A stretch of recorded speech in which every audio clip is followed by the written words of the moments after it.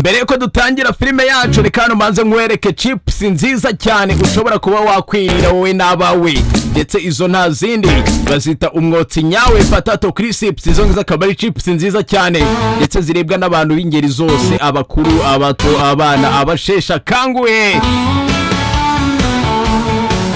Ndetse si ibyo gusa, umwotsi nyawe anagukorera ubunyobwa bwo guhekenya, ubunyobwa bukaranze bwo guhekenya. Hanyuma rero izi chips ndetse n'ubunyobwa ukaba ubisanga mu alimentation hirya no hino mu gihugu ndetse n'ahandi hose ushobora kurangurira cyangwa se kubariza ibijyanye n'ibiribwa. Ubwo umwotsi nyawe potato crisps akaba arizo chips nziza uba ushobora kuba wakwirira no mu gihe uri kureba gasobanuye wowe na famiye mutuje.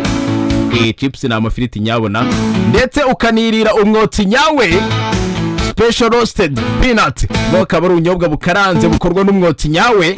Ndetse ubwo uramutse ukeneye kurangura cyangwa se ukeneye gucuruza izi products zikorwa n'umwotsi nyawe, ushobora kuduhamagara kuri nimero 078 54 52 42 7 cyangwa se ukaduhamagara kuri 079 44 73 22 6.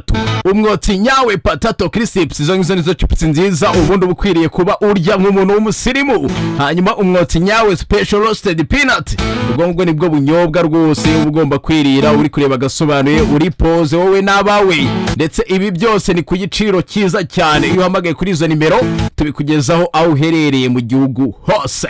Reka twitangire rero.